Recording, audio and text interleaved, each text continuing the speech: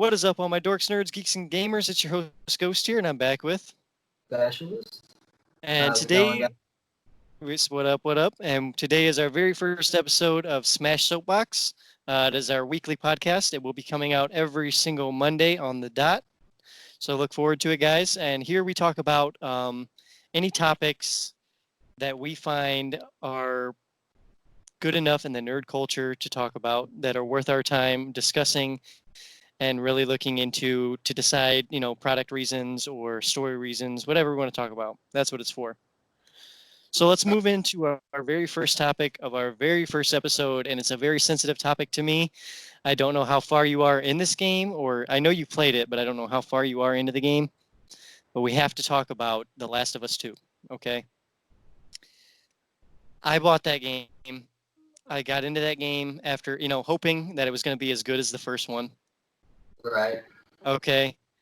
And then the game starts, and you're playing as Joel. Okay, first off, let me start off by saying this. Spoiler alert. First Turn off, it off.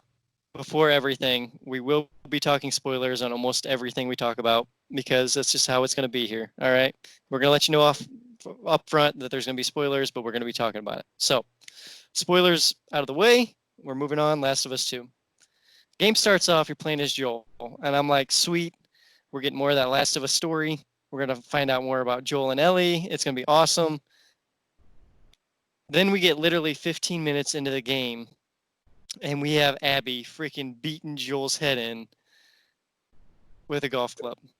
Okay, I don't know how far you've made it, but this is probably about as far as you made it before you stopped playing.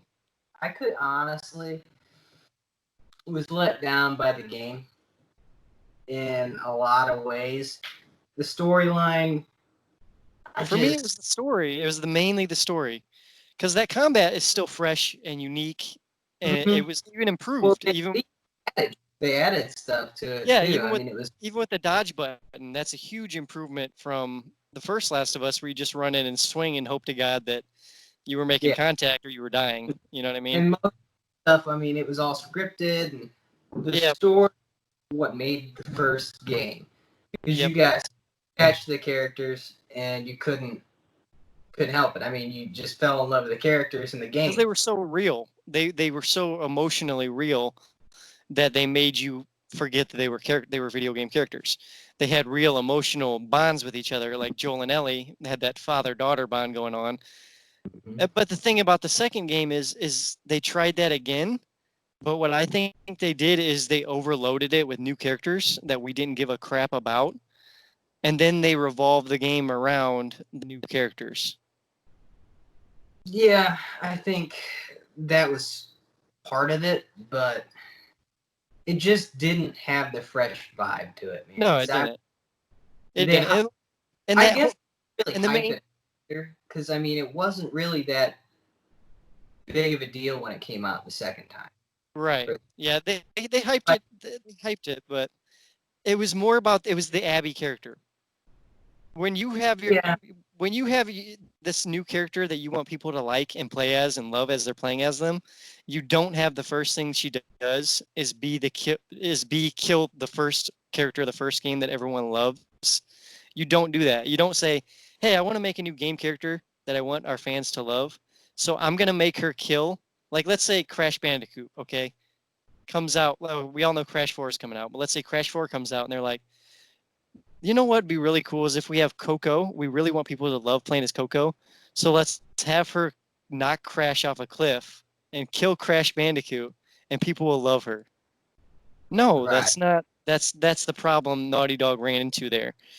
And it was a pacing issue. Like I said, I don't know. I really don't know how far you got, but it's literally you feel like you're playing the same level over and over and over again, like in the middle of the game. Because you literally, you get to a part where it's like, hey, we have to get to this aquarium playing as Ellie. Okay, let's get to the aquarium.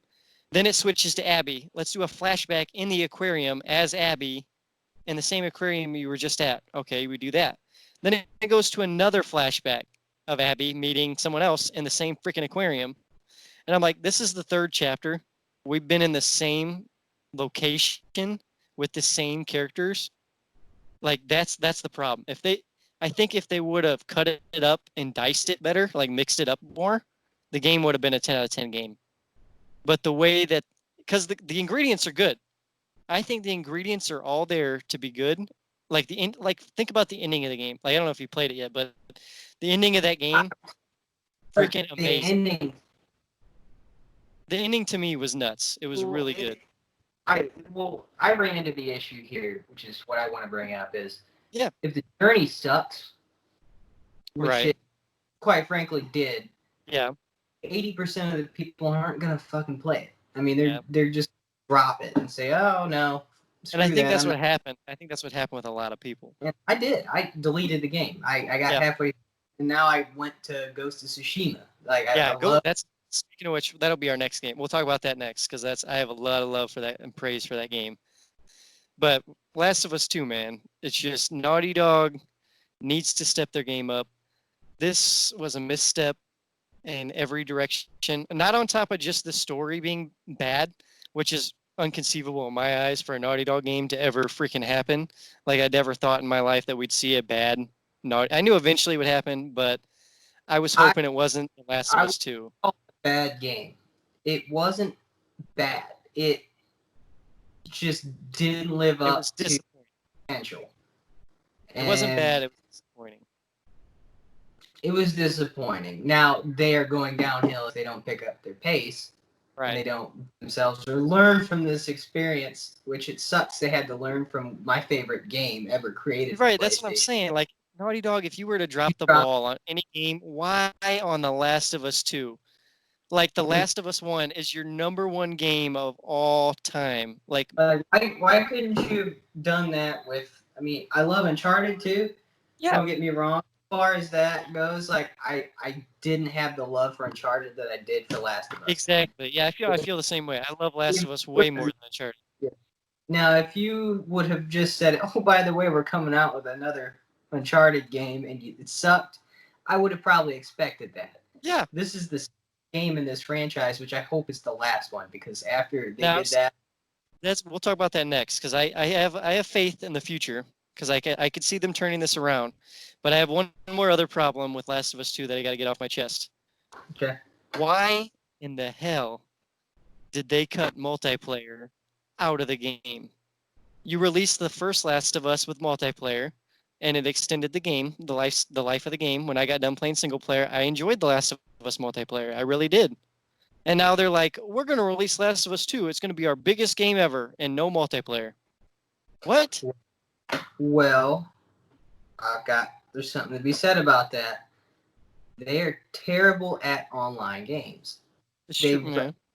Okay, A, and B, nobody except for a small contingent of people or a small population of people actually played The Last of Us multiplayer. Right.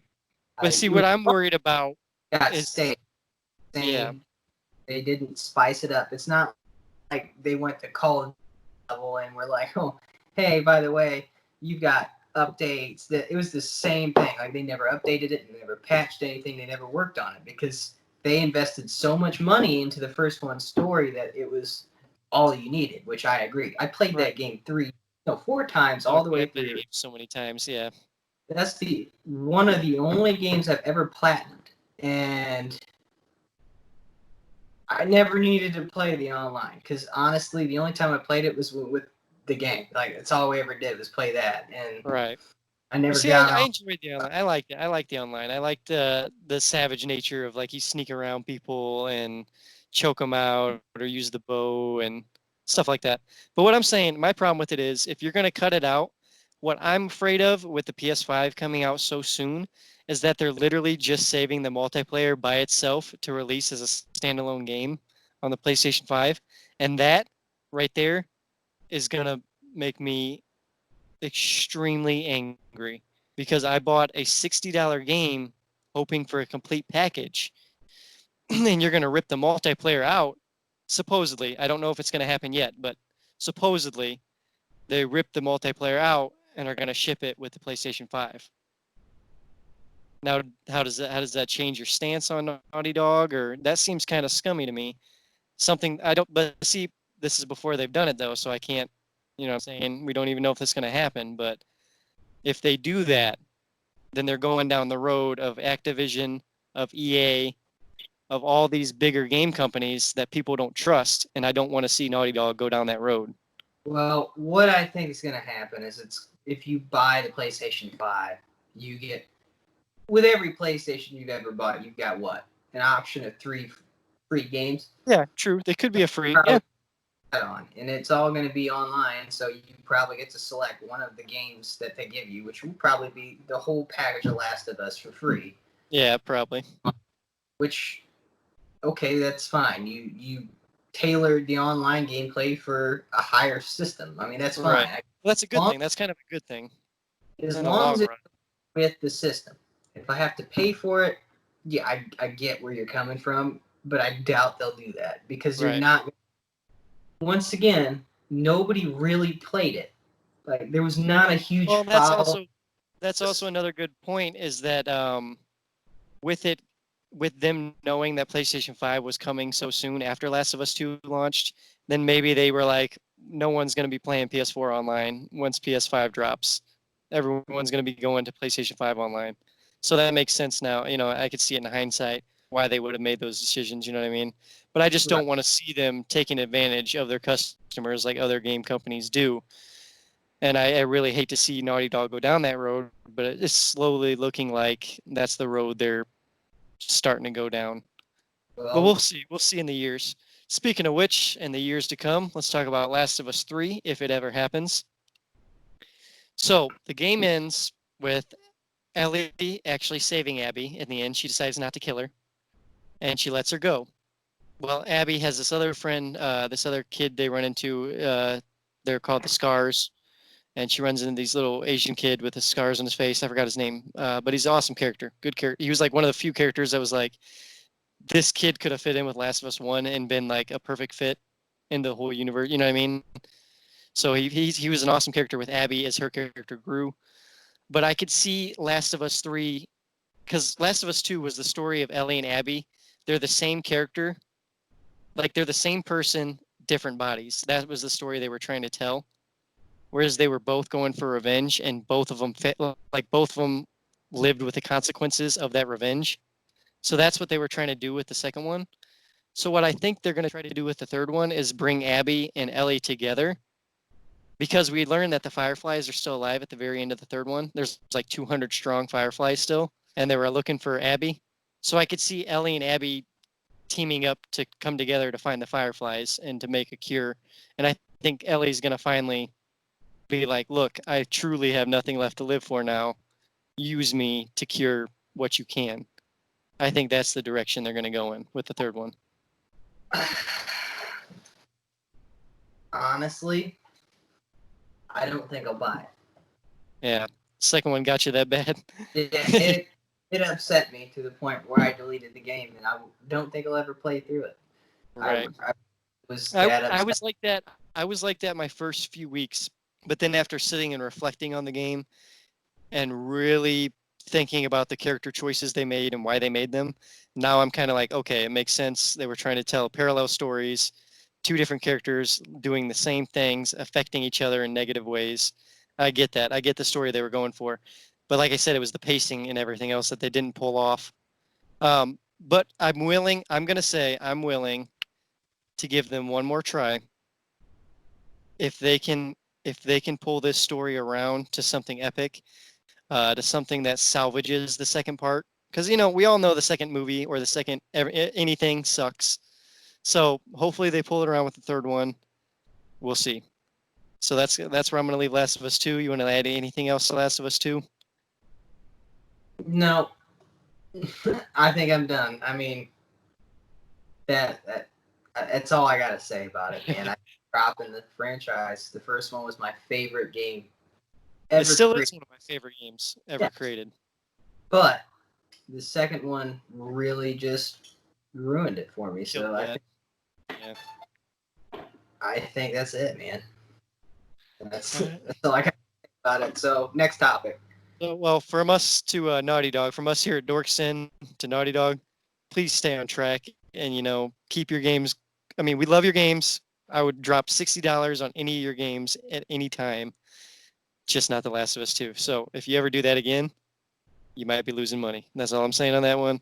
Next topic. Next topic. So from Sucker Punch this week, we got an awesome game. I say it's awesome. I love this game with all my heart. Like when I played this, I can't even talk right now. I'm so excited. When I started this game, I was in. Like I was hooked in, line and sinker, and I was 3 hours into the game before I even knew time passed. You know what I mean? Like that's how it was amazing. Like this game is Ghost of Tsushima, made by Sucker Punch. Um, takes place in feudal Japan, about the Mongol invasion in the 13th century, where you play as a guy called Lord Sakai, who's a samurai trying to defend his hometown from Mongols. So my thing about that game is I love the story structure. The map and the graphics are freaking blow your mind beautiful. The music is amazing, calm, peaceful. The action, it's got that perfect blend of. I was trying to explain it to Jabbers because Jabbers wanted to buy it. It is a perfect blend of Batman. It's Batman and Last. It's a perfect mix of Batman and Sekiro, Neo, like of switching the stances, but still having that smooth action gameplay of a Batman. Oh, it's so good, so good. And not just the main quest, dude. It's the side quests, like everything. It just draws you in, and and it's big. It's huge. Like I'm gonna say, I'm not gonna lie. I'm probably 24, 25 hours into the game already. I'm on Act 2. I'm not even through Act 2 yet. It's ridiculous. I've beaten the game. Jesus, bro, it is ridiculously big. Like I cannot. Well, I'm trying to get everything done in my first. I'm trying to do everything in one playthrough, like side quests and everything. I did about half side quests, and Dude. then I just said screw it and went through the story because I wanted to see what happened. And oh my god! Don't spoil that. No spoilers on this one, guys. I'm still working through it, but I'm loving every second. But as far as it goes, I mean the story and the way that they crafted everything, and the even the ending all the way through the game, it was just outstanding. It's phenomenal. I couldn't. Well, the thing is, when I started playing it, right? When I started playing it, I was like, "This is what The Last of Us 2 should have been." Yeah. Well, I mean, just from beginning to end, it was captivating. The combat system was good. The progression was amazing. You never lacked something else to learn or something else to use. You always had tools. You're getting from your 3 different classes. You've got your ghost class, your samurai class. Yep. There's outfits. And the outfits. Stance, there's a ghost stance. Yeah. Outfits. Yep. Yep. Water, the kunai, like all the extra unlockable, the kunais, the smoke bombs, all that. Sticky bombs, black. Oh god. Okay, so we've talking the praises of it. What are your negatives? Because I have one negative. I have one negative thing to say about it. I'm curious if you have anything negative. Say yours. All right. So the thing I find negative about it is that the game takes itself too seriously 100% of the time. It's like the reason I get burned out on it is because it's so depressing. Some missions are like so depressing, and then you're like, oh, okay, well maybe they'll have an uplifting mission. No, it's another horrible, depressing situation. But it's war, and I get it. I get why they did that, and I understand why they did that. But I mean, there are a few up lighter-hearted missions with Jinzo, the salesman guy, who's kind of a cheat, and he's the side character. But other than that, every mission I played was extremely serious. It dealt with real serious consequences to real things. You know what I mean? Like you better get to this house on time, or people are going to be dead. And you get there and people are getting slaughtered. You know what I'm saying? Like these are real things. Well, I don't necessarily think that's a negative. Right. Mainly because if you look at the culture back in those days, or even today, Yep. everything's everything needs to be done right. And then Mm-hmm. also, I mean, back then, there was no uplifting stuff going on. I mean, Right. they were going in and slaughtering these people, and For they had land. no, Yeah. they had no way to defend themselves. And the fact that the Mongols had the largest empire and they were the smartest industrious people because they learned everybody's culture and used that shit against them. And that was, I loved It's how a lot. they Mongols remind me a lot of like Persians, like the way they came up and. they were just like the Persians. Yep. I'm That's more effective because they rolled through in such a short period of time too. yeah. Like Yep. it within probably 2 generations, they owned all of Asia. Yep. And in parts of China and other parts of the world, and they were Yeah, everywhere. yeah, They were and everywhere. if they had, they even went into into Europe.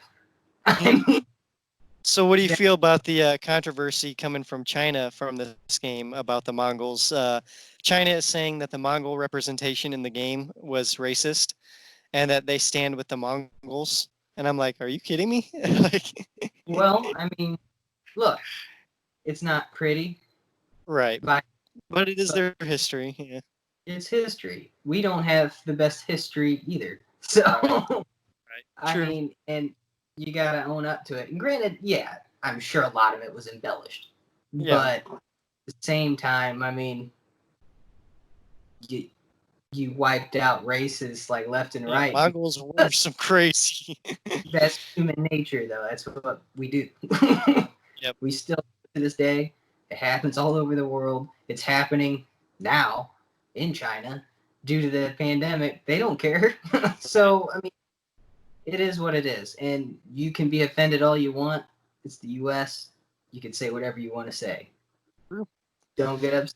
It's not like we shipped the game to you and said, Hey, if you this is. don't like the game, don't buy the game. Period. That's what we're saying. That's what we're saying. I really don't feel bad if I offend you or if we offend you in any way. Don't take it to heart. Game. It's True. not real life. Everybody that. True. It's a So game. now, Got to make it. so now that the game's out and people have played it, is this an IP you see growing in the future, getting a sequel and or getting a PS5 release, or do you think it's a one-off? I released, but as far as the sequel goes, no. I think the way the game ended, it it was just right, and I think they need to leave it alone. If they Well, want to yeah. move on to another Well, see, time period, yeah, culture, I think that. that's what I was going However, to talk about they because I was need like, how do to you leave. even make a sequel to a game that's all a historic set piece? You know what I mean? You can't because it's history. You get what I'm saying? You Well, just they have to could move on to the very next. Spartans, or they could do the Persians. They could do anything. I mean, Yeah. it is. They could do the Battle of 300 or the Well, Battle of Thermopylae. and that's what they were saying. The original idea for Ghost of Tsushima was they said the game could have been either a game about feudal Japan, which they ended up doing, B, a cowboy in the Wild West, which they were debating as well. But I was like, that's Red Dead right there. So Yeah, but I still you don't play want to do it that. the way that they did Ghost of Tsushima. I'd play every single game. Now, see They the one that format. got me excited is they said another idea they had was a night in the Dark Ages. That They would be fun. that will be the next one if they do. Yeah, that And would be. or the Vikings, but everybody's doing Yeah, Assassin's everyone's Creed. Viking, God of War, Assassin's Creed. Yeah. It, I First it like was Greek and now it's Vikings. it was the first modern game to literally use history, which I'm a big history buff. I love history. That's my history and science are my favorite things Right. in school. So I agree with you. Yeah. And that's launching Pete. yeah. That's why I love. Why I was like instantly like, ooh, that game looks amazing. And I didn't even know what it was about when I first saw the Oh, preview. I just combat system, and I was like, oh, that looks amazing. And I want to play that. So I was like, okay. And when it came out, I watched a couple trailers and a couple bits of gameplay, and I was like, I'm buying it. Instantly bought it when it came out, and was not disappointed. Like that 10 out of 10 in my book. I agree. I'm gonna say my 2 games of the year this year is definitely Ghost of Tsushima and Animal Crossing. Those 2 games together, game of the year. I don't know which one's on top, but game of the year. I don't really like Animal Crossing. I don't like this type of games. I'll just say it now. Wrong with them. I just don't enjoy them. It's not your cup of tea. Yeah. No, I like realism, and it's a you're not going to get realistic about it. It wouldn't be fun if it was the game. But that has got to be, and I don't think, unless if something comes out in the next couple months. Which I don't think anything's supposed to. I don't even think Cyberpunk will. No, I think Cyberpunk got delayed till next year. Well, even then, it'll be a fun game, and I'll play it. Yep. But I think as far as I've ever done, I mean, it's a tie, honestly, between that and Last of Us 1. Yeah. In my opinion, mainly because it never got stale. Yeah, true. Like on point. Like there was no ifs, ands, or buts about it. I loved it.